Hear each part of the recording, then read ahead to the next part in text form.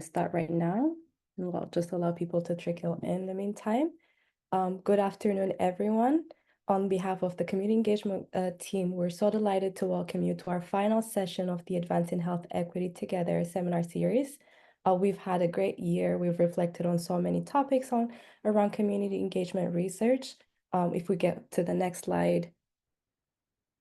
We've had conversations around community engaged approaches and how to identify the best approaches for you. We've talked about strategies for establishing partnerships. We've had conversations on ethical considerations, and we've looked at tools for community empowerment and how to conduct community needs assessment. Next year, we want to come back with more exciting topics and that are really interesting to you. So please make sure to scan the QR code on the slide. We really just want to hear from you and see your thoughts on recommendations for future topics, and really just any feedback on the series so far. We welcome any feedback and thoughts, and we really appreciate them. If we go to the next slide, our topic for today is on dissemination and action in community engaged research. Next slide. So we're going to look at different ways of disseminating strategies and exploring innovative ways. And what we see in the slide is really like the research life cycle. We've really gone through most of it throughout our conversations this year, starting from ideation, collaboration with different partnerships, analyzing our data, and now we're going to look through our dissemination and really moving it to the next step, which is how to inform action and policy. If we go to the next slide, an important factor to consider in dissemination is really to plan ahead. That's very important because we want to implement our dissemination strategies early on in our project aims, and we need to develop our dissemination plan with partners. Dissemination is a great way of returning our findings to community in accessible and actionable formats, and really allows community partners to inform change that is backed up by research and data.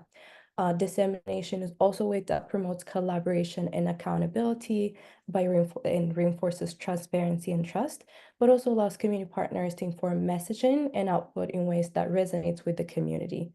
And it's also a way that aligns research with community needs and priorities. If we go to the next slide,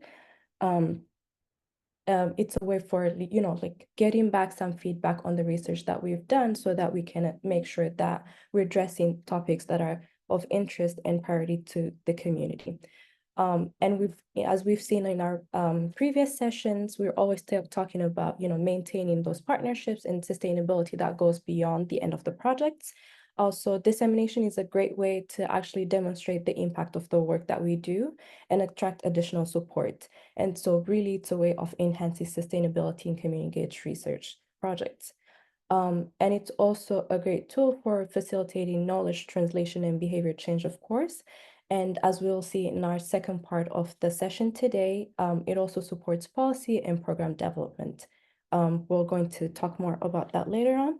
But if we go to the next session, I think this is a very simple but very helpful checklist to help us kind of develop our dissemination plan. It's really we need to think through of like, what are our goals? Are we disseminating so that we can inform policy? Is it to inform a project? So that's something that we need to consider early on. And also that helps us consider like who are the populations we're trying to reach, and what tools and mediums are appropriate to reach those communities. And also important to think through how we can leverage our existing networks and relationships so that we can also make sure to have those appropriate resources allocated early on in our program in the planning phase. So if we go to the next slide, these are just a few examples, very basic examples of dissemination methodologies. There is the more traditional venues such as like journals, conferences. An important factor to consider here is that we need to include partners as co-authors. And then if we want to reach local communities, we can consider informational talks, workshops, or local media publications. And of course, now online avenues are also a great way of reaching select populations. And we can also consider physical avenues such as local events and so on. those are just some examples. There are so many more we can explore depending on the goal and the people we're trying to connect with.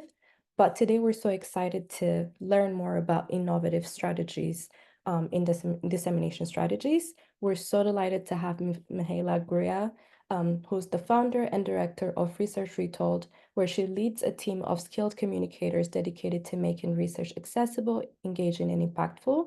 Trained as a social and data scientist, Mihaela's journey began in public affairs in Brussels, where she witnessed the power of visual communication in translating complex research for policymakers.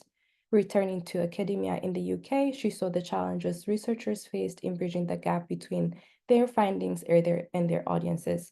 This inspired her to establish Research Retold in 2016, bridging the art of visual storytelling to the research realm. Mihaela and her team now provide a range of research support services, helping researchers worldwide connect their work to diverse audiences with honesty, integrity, and joy.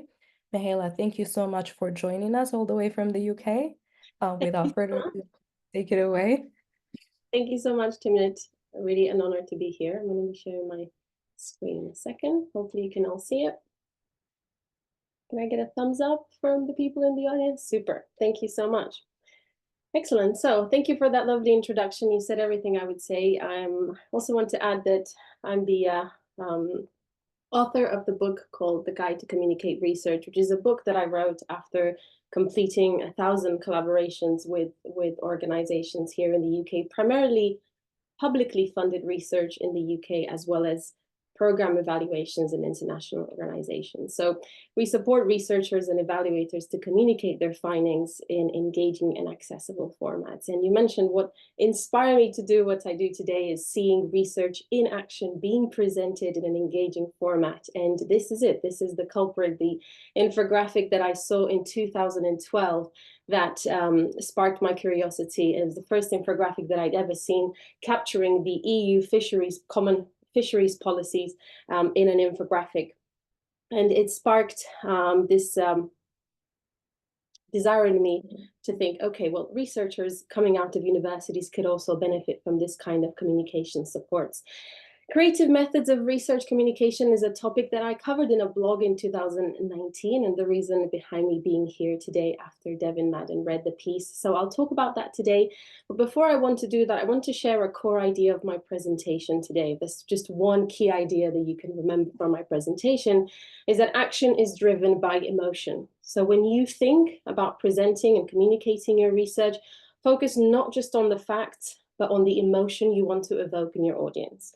Whether it's empathy, curiosity, or urgency, the emotions you stir can ignite meaningful action. So when crafting your messages, ask yourself, what emotional response do I want to awaken in people? So with that being said, I wanted to start by sharing a definition, appreciating the content you've shared so far, but it helped me in preparing for this presentation to be really clear on the community engaged research definition and understand that it's the process that incorporates input from people who the research outcomes will impact and involving those people as equal partners throughout the research process. And the entirety of the research process is what I'll cover in the next slides. How do we embed this communication and this relationship of equality throughout the entirety of the research process? So in other words, community members have the knowledge and the resources about the community, and researchers have knowledge and resources about the research. So now let's see what community engaged research means in the context of the 4 stages of the research process. They're similar to what you've mapped in the diagram, actually, but slightly different phrasing. So at the very beginning of the research process, crucially here, researchers will take time to learn about the community, its goals, concerns, and interests from the community's perspective before initiating the project. Then in the setup phase, that first few months of the research project's life, the research design is informed by the community. It's culturally appropriate, respectful, and consistent with the community's history, values, and ways of knowing.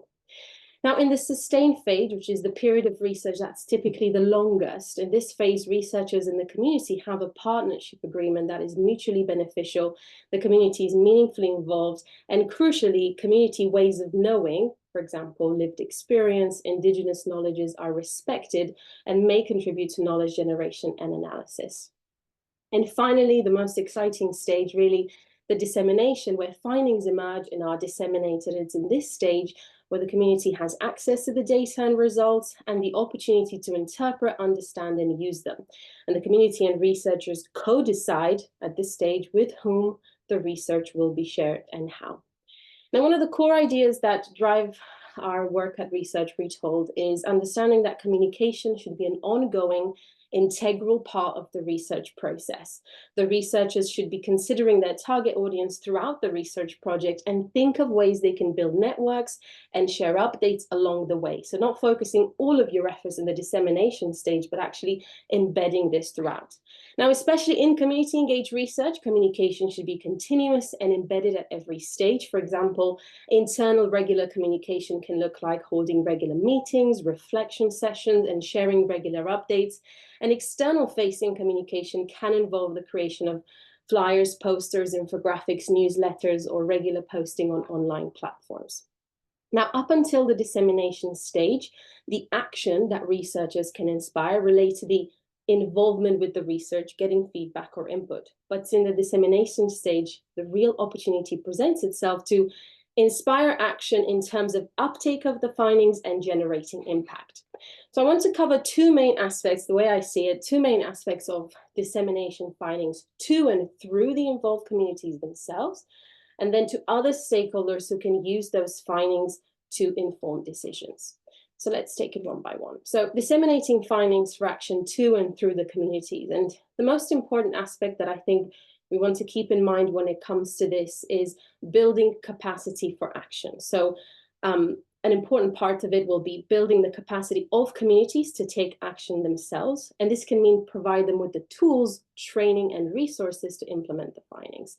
So specifically, what might that look like is considering to provide education about the findings, offering training in advocacy, how to use the data, how to create effective campaigns based on research, and helping communities to develop leadership skills so they can continue to take action independently after the research concludes. And so the ultimate goal here is to think of community engaged research with action to ensure lasting impact on the community, not just through simply disseminating the findings to them, but integrating that research into community decision-making, policies, and practices. The other side of the coin is how can we disseminate to other audiences beyond the community, to those who can make decisions or have the power to make decisions and influence change. For example, policymakers, government agencies, NGOs. And here I want to share a snippet from an article very early on in my days of starting Research Retold. Fellow researcher publishing what could have been what was the clearest title for an article, Present Research Clearly to Reach Policymakers. There's a misunderstanding that if you are going to target policymakers, you need to present all the caveats and all the detail, but actually clarity is imperative. So key things you want to consider here is how can I create short and accessible formats? How can I use accessible language and visuals? And what creative methods can I turn my research into to get people outside of their comfort zone? And here, the most important aspect to think about is how can I capture those lived experiences? How can I make sure I am authentic to what the communities have said and imparted? So key elements you want to think about in your communication to inspire action. I mentioned at the beginning that action is often deeply linked with emotion, as emotions can drive individuals to take action, motivating them to address issues or make change. So it's important to think about the emotion that we want to infuse our communication formats with. And so for this, you might want to consider including personal stories, sharing real life experiences from community members, thinking about including quotes and testimonials from community participants, collaborators and stakeholders, highlighting the value and the significance of the research from their perspective, which makes the work more relatable and authentic. We want to include community voices and perspectives, that they're central to the narrative, that they include their concerns, priorities, and insights, and how the knowledge shaped the research. You want to really focus on visual content. So infographics, photographs from fieldwork, I'll show some examples in a little bit. Videos can effectively illustrate findings and make that complex data more digestible and tangible while keeping the community story at the forefront. And of course, you want to focus on the key findings and outcomes in the sense of what are the discoveries, as well as the positive impact it had on the community, or that it can have on the community as a result of actionable insights. So how can the research lead to tangible change? What concrete call to action do you want those audiences to take as a result of engaging with your research, whether it's influencing policy, improving practice, or guiding future research, ensuring that action is based on the findings. So the final part of my presentation will be going through a range of innovative dissemination methods, case studies inspired by the blog I wrote in 2019 and various collaborations we've had since then, that I think really speak to the power of to community engaged research, and to the power of bringing these personal and powerful stories at the forefront of communication. So what you see here on the screen are photos taken from fieldwork by researchers at the University of Cambridge in Indonesia, Borneo, researchers attending rituals and observing communities, and the main research method here was ethnography. Now, one of the main purposes of these observations was to capture conflicts that were happening on the ground between conservationists and communities. And after many fieldwork trips, they were able to synthesize essentially 6 different scenarios that they saw repeated again and again that were coming up in interviews. And we turned those insights into creative and engaging comics that really spoke to the tensions that were happening on the ground in these communities. So those insights were turned into a range of different communication formats that the researchers used to engage with a variety of stakeholders. So on the left-hand side, we've got the 6 different comics, the 6 different scenarios that they're using in workshops with conservationists to make them aware of the community's perspective, to make them aware of how they can deal with those conflicts and be better equipped with with dealing with them. In the middle, we've got an ethnography for conservation toolkit. So it's a more standard report, but created in an interactive format, again, to aid in that understanding and kind of a step-by-step approach that a conservationist could follow. And then on the right-hand side, we've got a visual summary for engaging with the academic community. Actually, that's a summary of a journal article. So even a traditional format can be reinterpreted in a more visual and engaging way.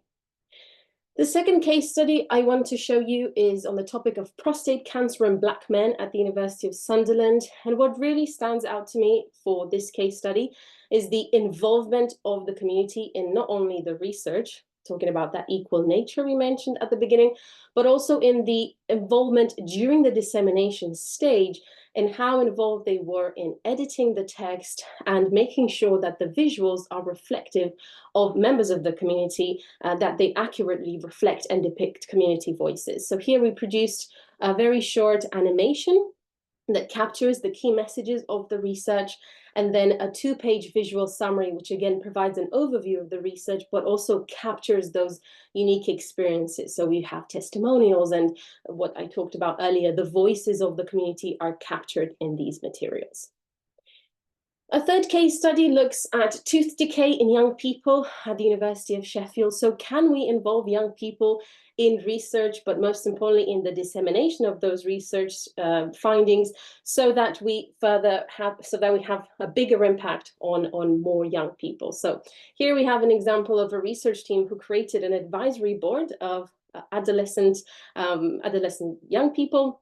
They shared these materials with them and asked them to review them, to critically review them. They were asked to, do you think this is the right language that we should be using to make sure that people in your cohort understand them, that your peers understand them? So even in the way the character is depicted, what hairstyle it had, and what his name was, what their name was, actually it's very gender neutral language.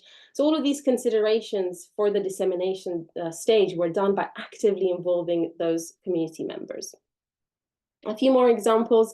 We're looking here at participatory filmmaking, which is an innovative approach to research dissemination, providing opportunities to engage communities and share insights through visual storytelling. So 2 projects I have here to share with you. This is the Dementia and Life Story Work. It's a project aimed at improving care outcomes for people with dementia. and their caregivers.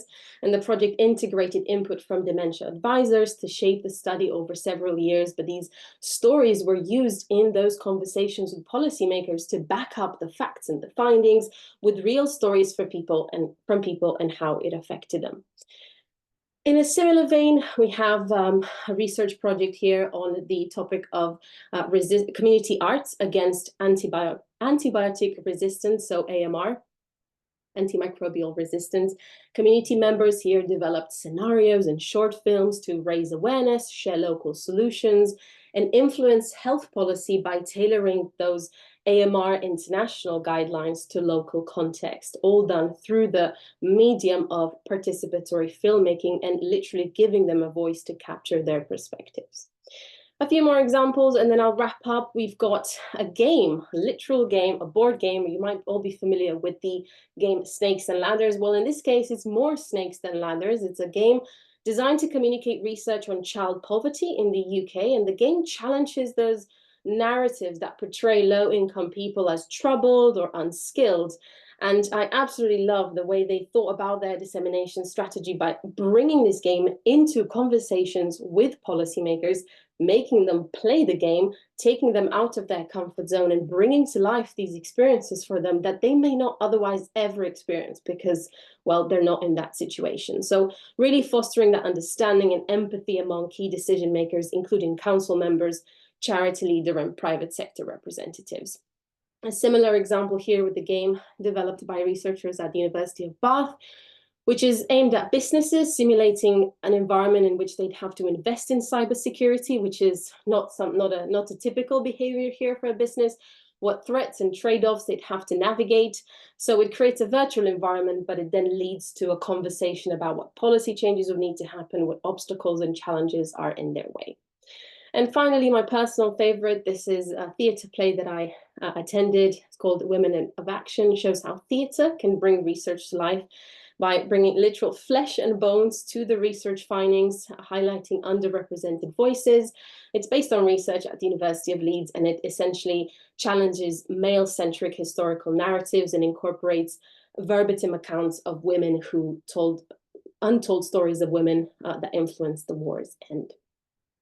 So that's all I have for you today. Thank you very much for your attention. And remember that the key message, the emotion that you inspire in people will lead to action. So reflect on what emotion you would like to awaken in your audience. Thank you very much.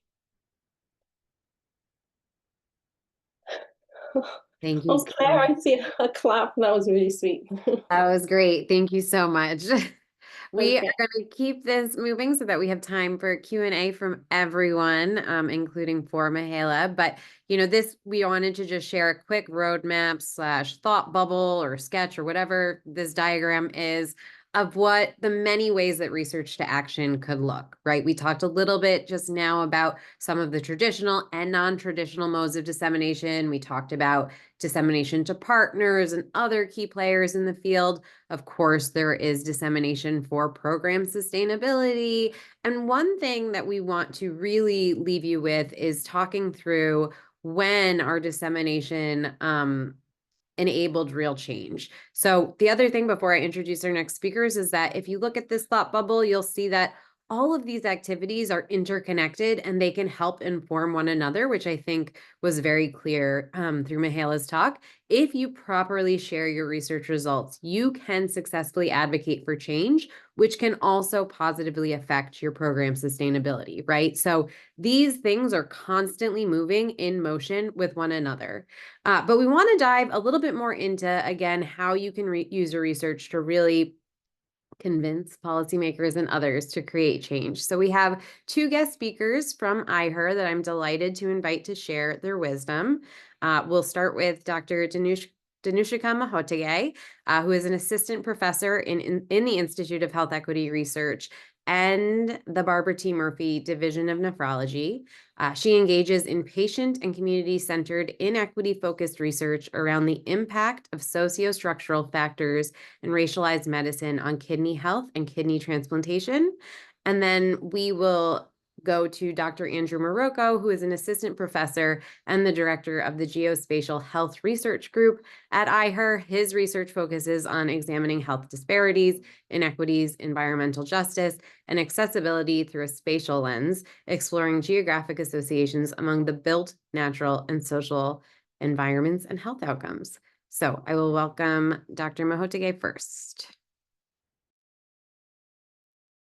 Thank you so much for inviting me here. I'm really delighted to be part of the conversation and just want to showcase this in the context of how data and collaboration drove some major changes in terms of the use of race-free algorithms for kidney function estimation. And I want to just start with a story because I do think stories really were at the kind of crux of what allowed so much policy change to occur. Many of you may have seen this story of Jordan Crowley, which was one of the biggest stories showcased in terms of how race-based kidney function estimations that were historically used in the United States and globally profoundly impacted the care people got, and specifically transplantation access and referral to nephrology. So in Jordan Crowley's case, he's a biracial young man, and yet due to being racialized as Black in his medical record and the use of race-based kidney function estimation equations, he lost significant time on the transplant waitlist. So we'll talk about this journey. And at first, I just want to show you how deeply embedded this particular practice was and how problematic it was. What you're looking at is prior patient-facing information from the National Kidney Foundation that shows for these three people who have the same exact measure of kidney function estimation, something called serum creatinine, their estimated kidney function with these race-based equations varies from 98% to 46%, which would mean that this young man on the left-hand side would have never seen a kidney doctor based on that estimation. And this older lady that you're seeing on the right-hand side of the screen would have been referred to a kidney doctor. So quite profound influences. And when you think about this in the context of why this mattered for the American context of health equity and kidney health equity, it matters because 13% of the US population is Black, and yet Black individuals make up a startling 35% of our dialysis population. So an inequity that must be disrupted, and these race-based equations were a key part of it. So what led the call to action? In fact, there were many people raising alarm bells for quite some time before this hit the national media. I want to point your attention to this TED Talk from the esteemed scholar Dorothy Roberts, who talked about this in 2016, even before it was making it into a lot of our medical journals. And after, essentially a widespread increasing attention, particularly after 2020 and the visible racial traumas that were impacting Black Americans at that time, both of the largest national kidney-facing organizations came together to say, we need to have evidence drive change. So they relied on experts and evidence to do that and come up with a collaborative process for figuring out what new equations could look like. And what did that process really look like? I think it started with sociologic examinations of how we ended up here in the first place. So a lot of these scholars were called together to bring forth historic information about the problematic ways that race had been used in the past, including references to this UNESCO report way back in 1950, where basically the use of race in science was called out as highly problematic. And here we are still today.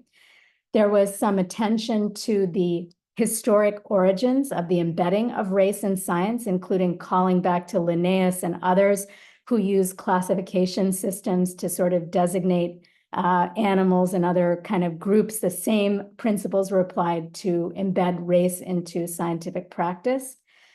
There was a call by many of us to think about the crude nature of race, including as it has been applied in our US Census designation. So we showed figures like this, demonstrating how between 1790 and 2010, you have all of these changes in how many racial groups we even classify in our US Census, and showcasing the sort of made up nature of this that evolves with sociopolitical changes. So look, between 1980 For the first time, you have a question allowing for people to designate Hispanic origin, which now, is sort of an afterthought. In 2020, we were having conversations over citizenship, so constantly changing.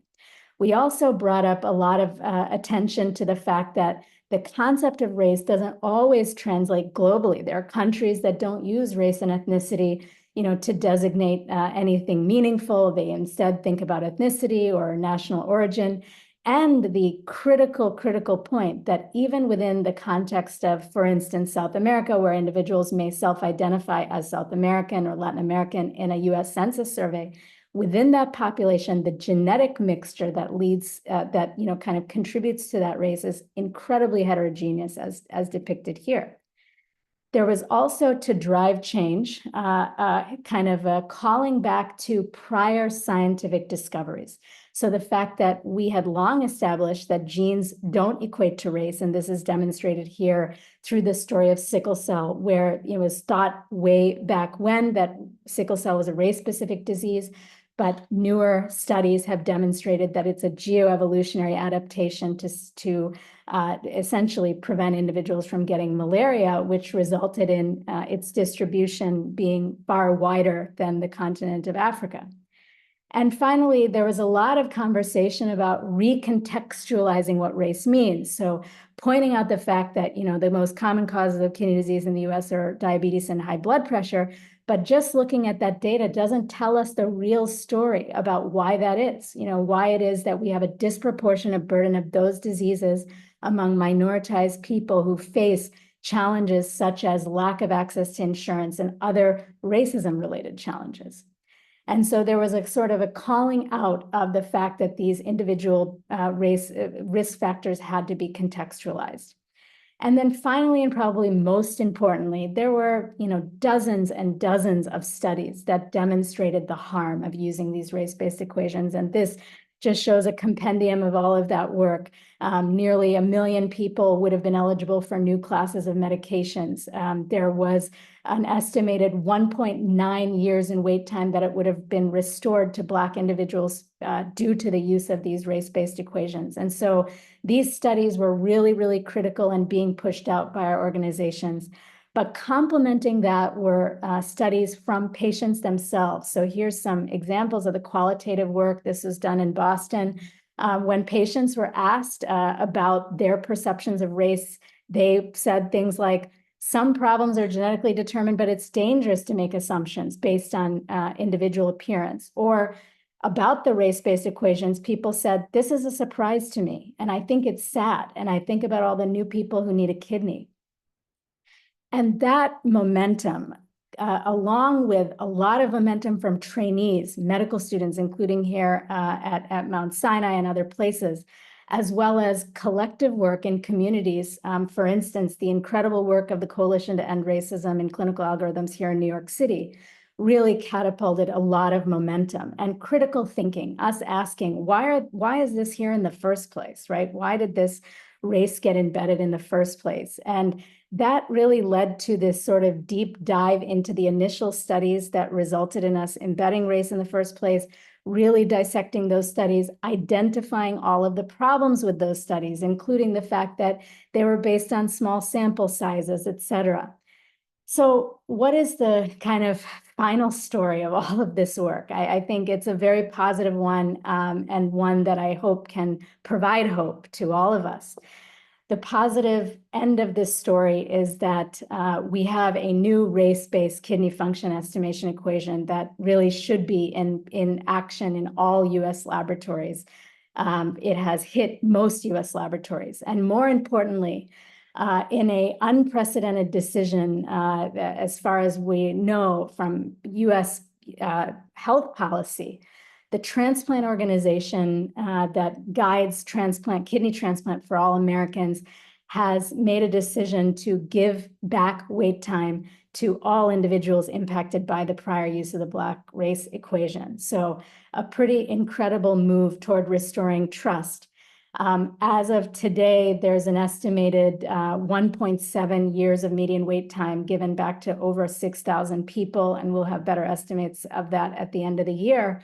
And more importantly, multiple other race-based equations used in kidney care have been restored. So there was a lot of advocacy about this KDPI, which grades donor organs. That race coefficient has now been removed.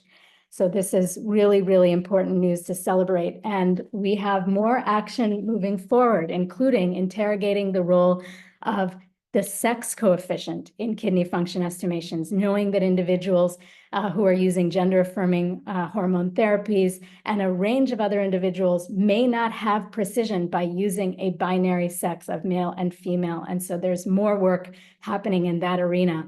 And what are we doing next? Trying to understand how the implementation of that policy to restore wait time has actually gone into effect and whether it's been done in an equitable way. And so currently we're working on a study with the National Kidney Foundation to understand how that information was given back to patients, how organizations ensured that all patients impacted actually had their wait time restored, and the kinds of engagement that was needed. And just one final comment on dissemination. I just want to showcase that the patient-facing dissemination has been critical to this. So just as mentioned in that beautiful presentation before, having things that are accessible to people who have this lived experience is critical, including this really nice video that is not playing for me at this moment, but on Stat News. 2019, with the new calculation for Black Americans, my start date would have started 2015. I could have been had a kidney already. Jasmine Evans is one of many Black Americans who moved up the kidney transplant list after her doctor used a new formula to recalculate her kidney function. This new formula. So a great example of how advocacy organizations and news organizations have spread the news. So moving forward, what is the last thing that all of us, we know we have to do is continue to engage patients in all aspects of communication and dissemination around these key changes and moving evidence to practice. I'm going to go ahead and close there. Thank you. Thank you so much. That was wonderful. So inspiring. And Dr. Marocco?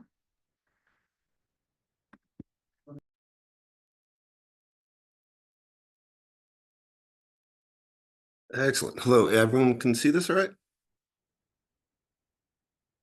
Perfect.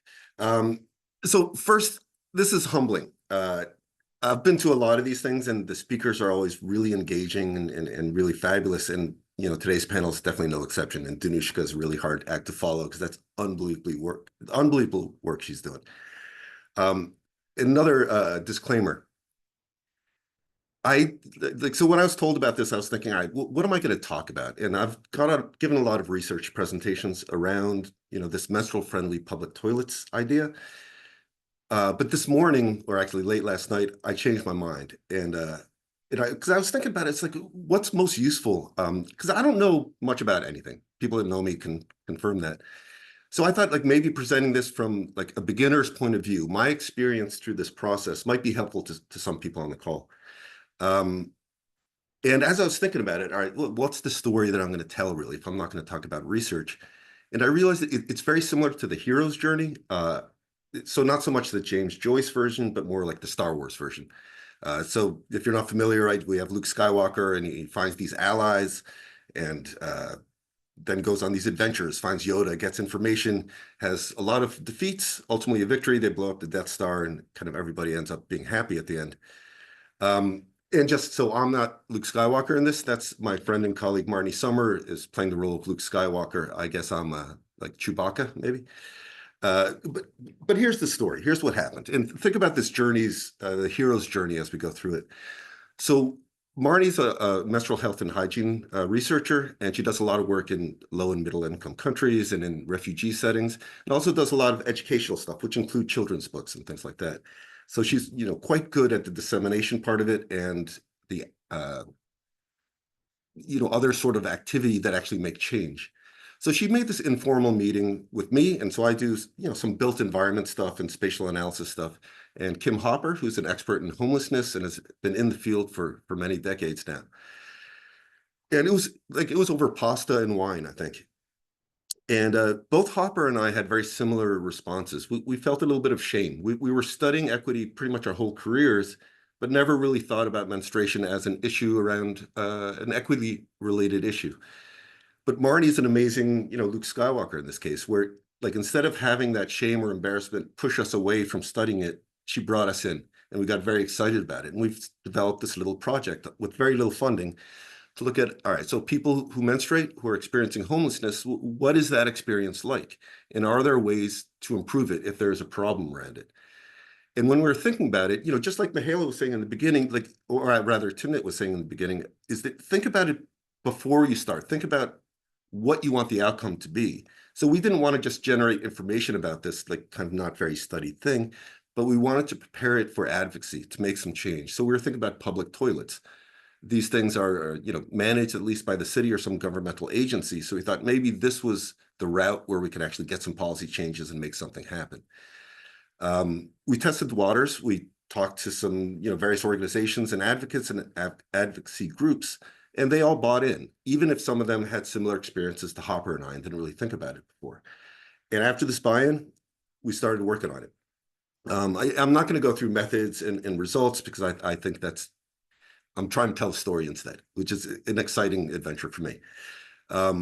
So here are some quotes from the qualitative part.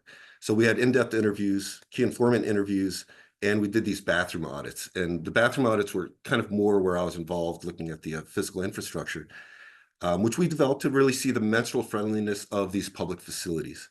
So resources, safety, cleanliness, all these things. Some of the themes that were coming out of the in-depth interviews were, interesting and actually supported our original hypothesis that uncertain access to safe, clean, and private spaces were a big issue for a lot of these people who menstruated who were experiencing homelessness, either sheltered or unsheltered. There was other issues as well. A big one was menstrual stigma, which these quotes are mostly around. And again, not going through all the findings, but have to include some maps. Between the qualitative and the quantitative stuff, the take home was this, that the issues that were identified really did result in reduced participation in public life, lowered quality of life, and hindered the ability to attend to the daily activities of living. So those of us who study public health and population health know that there's differential impacts, right? So the same exposure can lead to different outcomes in different people, depending on a lot of kind of intersectional qualities of those people. Even if it's kind of a minor impact, one might think, let's say an inconvenience, chronically over the life course of an individual, that can end up having big effects. And when you bring that up to the population level, those effects can actually be pretty striking.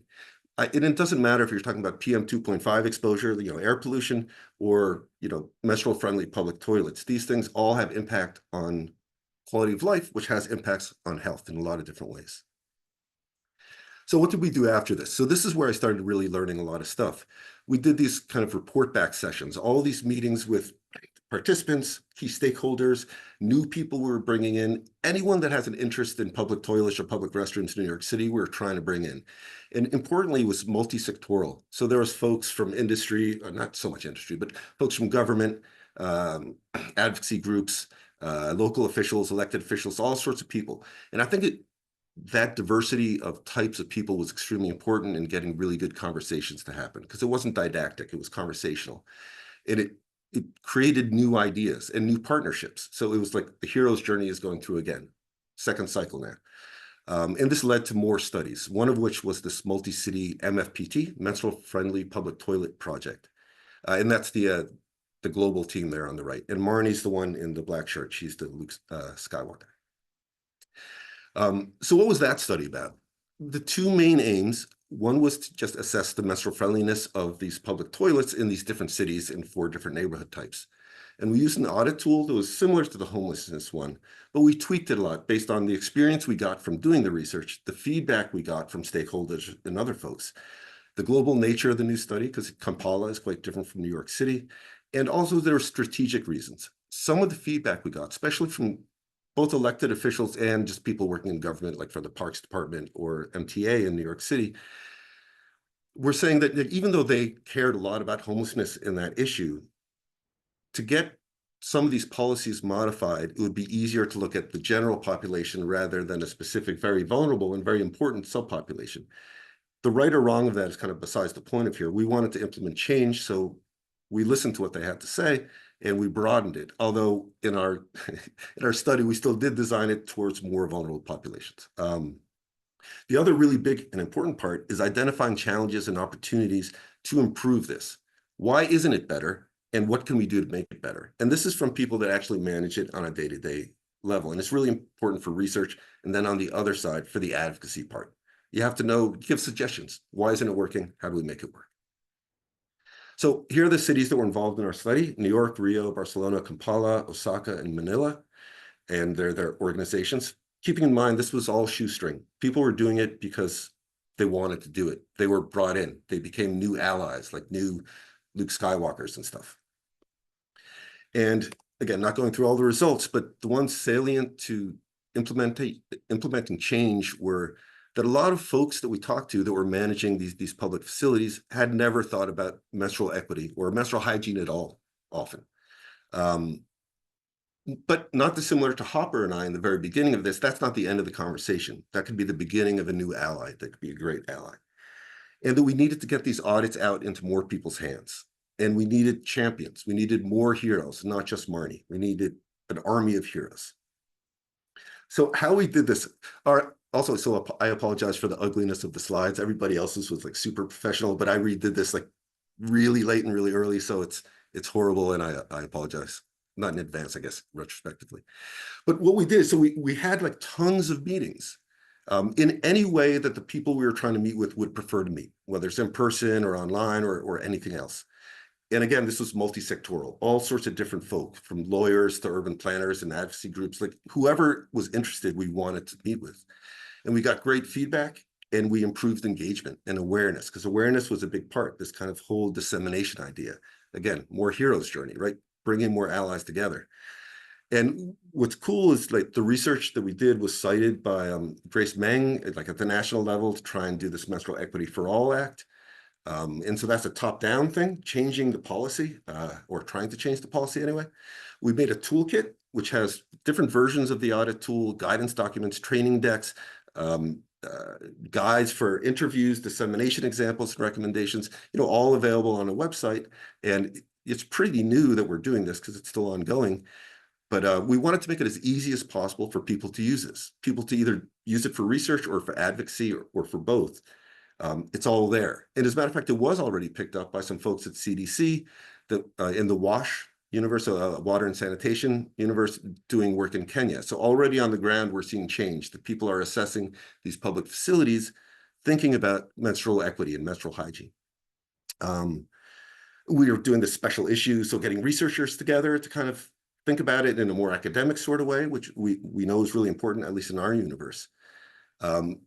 And I just added this a second ago, listening to Mahela's talk, that we're doing this thing called Menstruation on the Move, which is just a collection of stories of people from the various cities, similar to Dementia Diaries. That it's just linking people to the science in a way that isn't so boring, hopefully. And we're still in the process, so hopefully it'll turn out cool. And then we made these little fact sheets to give out to the cities for dissemination and for increasing kind of awareness and engagement. Here's an example of New York City's, here's Rio's, and so we had one for each. And by the way, anyone interested in any of these materials, shoot me an email. Like more material than you could ever want, I can get you. And then like some other kind of both top-down and bottom-up approaches is we were invited by New York City Council to come and to this demonstration, as well as the public hearing around a couple bills that were going in that are around public toilets from Sandy Nurse and Rita Joseph. And what was cool there is that we got to do a top-down kind of thing, or attempt anyway, to get these policies kind of changed in New York to improve access at least. So these things weren't specifically about menstrual health or menstrual equity, but we were inserting that into their ideas because they wanted our support. So it was this really good collaboration. But there was also a bottom-up thing in that we were interacting now with all these different advocacy groups that had really different ideas. Like some were workers groups for like people that deliver food and stuff They need access to these things. Some were disability advocates, some were homelessness advocates. And all these groups have different angles, but with a little bit of spin, we can all work together and actually push things forward, and then everyone's going to benefit. And it was really important. And, you know, it was picked up by some local news, some more reliable than others. I'm actually a little curious what those 87 comments under the New York Post article is like. I'm a little afraid to read it, though, to be honest. So, all right, to simplify, and again, this is very much a beginner's view of everything, but it's not as well thought out as anything else. It's kind of what I thought of really early in the morning, that we had ideas. It led to coalitions, you know, the hero's tale. It led to research, dissemination, feedback, and more ideas. And then I realized, oh, that's actually not how it happened at all. There was all this other stuff happening, and every step could lead to more coalitions, could lead to building our teams bigger. There's more and more allies in every step of the way, if you keep talking about it. And then I realized that's really not it either, in that, like, the new heroes come out of it. They get inspired. They all do things in their own ways. It's almost like a fractal. And the great thing about this is it makes way more resiliency. If our group stops working for whatever reason, other groups will take up the slack or help us if there's something that we need help with. And we get different angles. And with any luck, we lead to this multi-pronged kind of thing of a bottom-up approach and a top-down approach simultaneously. And they both rely on awareness. Now, dissemination is kind of key in the beginning, but then there's different methods that we have to use to prompt people to move forward. And also, just as a quick mention, one of my colleagues said I had to mention this, that John Oliver, actually, one of his producers, contacted me to talk about public toilets and access. The episode isn't out yet, but if it comes out, I'll email everybody. I don't know if it's going to come out at all, to be honest with you, but it's all really important, and it all, I think, can happen simultaneously. But the main thing, again, from my very newbie experience, is that there has to be constant, consistent effort from the champions. Always be talking, always be thinking. Like, we started this pre-pandemic, and I've been doing it for years, and again, very little funding. And it wouldn't happen if Marnie, if our Luke Skywalker didn't constantly keep it happening. And for one person to do it isn't sustainable forever. So more people have to be involved and constant. So if you're involved in this stuff and it seems like nothing's working, you're Luke Skywalker, or pick whatever hero you like, but keep going, and eventually you'll get some traction and get some momentum. All right, so these are the folks that were involved, and sorry if I went over. I got very excited about telling stories.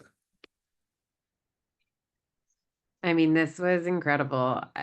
That I feel like I'm on fire and motivated by all of our speakers, and we have so much to do to keep the work going. Thank you so much. If we could just share our slides again quickly. I'm not going to say much about this that hasn't been covered in the presentations about the importance of really getting out there and finding people to talk to you, and finding people who will listen to you, and building those networks. I will say that starting local is a really good place to start. You might want to find out who represents you and do your digging, find out what motivates them, and write to them to request a meeting. Then do your follow-up and do more digging, get your talking points, create your materials, tell that story. All of our presentations really highlighted the importance of stories and speaking to emotion to get people bonded around moving something forward. So yeah, we have a lot of work to do. So yeah, tell your stories.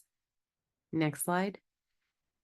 I also just really want to acknowledge that today is Transgender Day of Remembrance. We work in health equity. We cannot talk about health equity without acknowledging the health inequities rooted in transphobia that the trans community faces every day.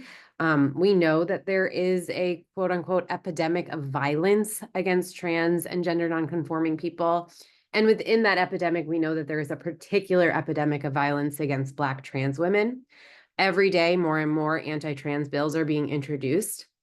There's even momentum in New York City. We often think of it as a bubble, but there is even momentum here to reverse trans protections in a Manhattan school district and District 2. I'm also honored to be a part of a research team with Dr. Carol Horowitz as the MPI that strives to center trans voices in research that will yield meaningful action, and know that we as a health equity community really have so much more to do for trans health, trans well-being, trans life, trans joy. So I just wanted to make sure that we honored that and remembered to take a moment to honor Transgender Day of Remembrance today, and as we do this work. with that said, I do want to open it up for any questions that we might have for our presenters. We only have 5 minutes left, but they gave us a lot of information, and I think we'll take some more gems if we have time for them.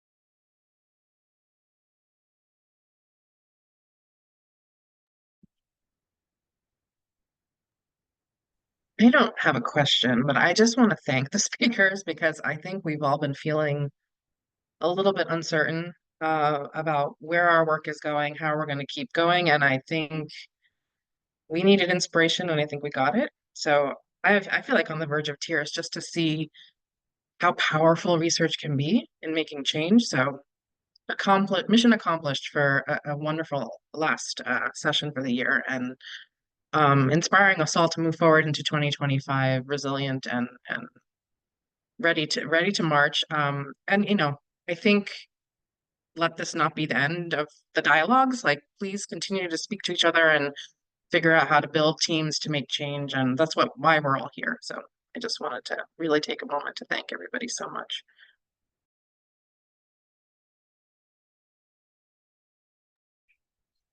Stay in touch. Thank you all for everything that you brought to the space today. We do have a feedback form. We do want to hear your feedback. We are gathering next month to do some strategic planning, as Timnit said earlier, around what our 2025 seminar series is going to look like. And we want to make sure that it is as inspiring as this session was so that we can all get that good work going and done. So please, please, please give us your feedback. Thank you again to our wonderful presenters. If folks have questions for them, I am sure that they welcome you finding them in their emails. And we did record the presentation, so we will share this with all of you.